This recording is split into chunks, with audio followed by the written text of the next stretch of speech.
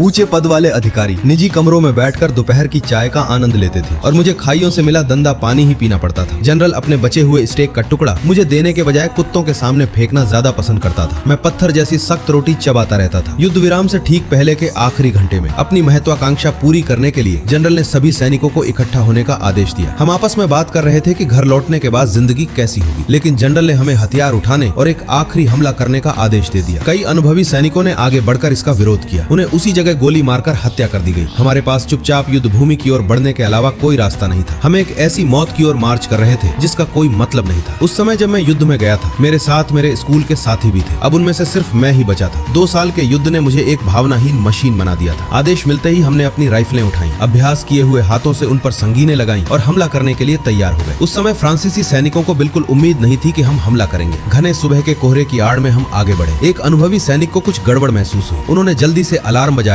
और मशीन गनें तैनात कर दी। वे बेतहाशा गोलियां चलाने लगे, लेकिन तब तक हम उनके बहुत करीब पहुंच चुके थे। आखिरकार हम उनकी खाइयों में घुस गए। जिसे भी अलग वर्दी में देखा मैंने गोली चला दी। मैं खाई के अंदर घुसा और एक दुश्मन सैनिक को गोली मारकर मार डाला, लेकिन मेरी गोलियां खत्म हो चुकी थी। अब मेरे पास दूसरे दुश्मन सैनिक से हाथों हाथ लड़ने के अलावा कोई रास्ता नहीं था। लेकिन कुछ ही वार के बाद उसने मुझे जमीन पर पटक दिया। मेरा पूरा शरीर कीचड़ में धंस गया था और मैं मुश्किल से हिल पा रहा था। कीचड़ भरे पानी में मुझे अपने हाथ में एक पत्थर महसूस हुआ। मैंने वो पत्थर उठाकर उस पर दे मारा। उसे मेरी बंदूक हासिल करने से रोकने के लिए मैं तुरंत उठा और उसकी तरफ झपटा। हम दोनों लड़ते लड़ते एक सुरंग में जा गिरे। इसके बाद हम दोनों एक ही समय पर रुक गए। हम दोनों उस घंटी का इंतजार कर रहे थे जो युद्ध विराम का ऐलान करने वाली थी। लेकिन तभी अचानक एक तेज संगीन मेरे दिल के आर पार हो गई और ठीक अगले ही पल युद्ध विराम की घंटी बज उठी। दुश्मन सैनिक ने मुझे दया भरी नजरों से देखा और फिर मुड़कर चला गया। अपनी बची हुई आखिरी ताकत के सहारे में खड़ा हुआ और बंकर के बाहर जाने की ओर चल पड़ा। मैं अपनी आंखों से शांति देखना चाहता था। बाहर गोलियों की आवाज बंद हो चुकी थी। चर्च की घंटियां बज रही थी। युद्ध खत्म होने से ठीक एक पल पहले मैं गिर पड़ा। उस दिन पूरा मोर्चा असामान्य रूप से शांत था। इतना शांत कि आखिरी सैन्य रिपोर्ट में सिर्फ एक ही वाक्य लिखा गया था।